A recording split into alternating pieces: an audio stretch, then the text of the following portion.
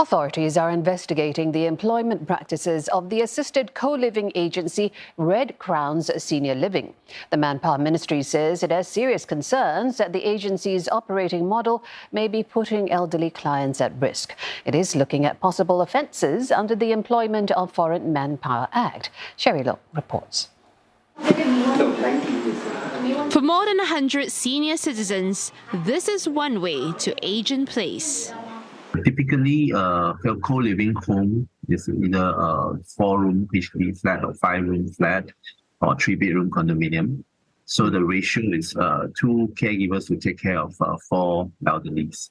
But this arrangement is now under investigation.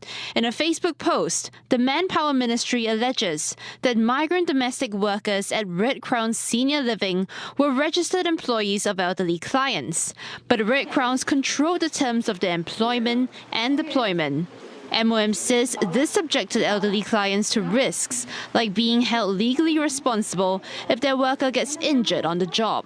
But Red Crown says it's the clients or their family members who give them the authority to choose and hire the workers on their behalf.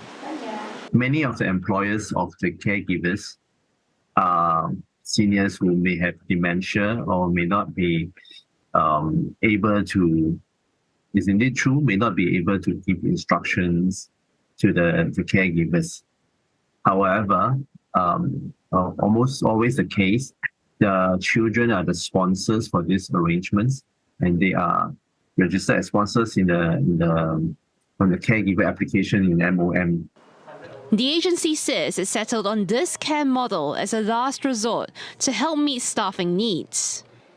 So for a company to hire the staff directly under the S-Pass or work permit will require a certain number of Singaporean quotas, Singaporean or PR.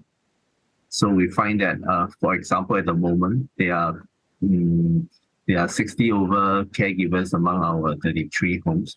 They are all foreigners, but we don't have so many Singaporean staff to hire so many of them. Red Crown's directed CNA to the son of a client to find out how the model is working out for them.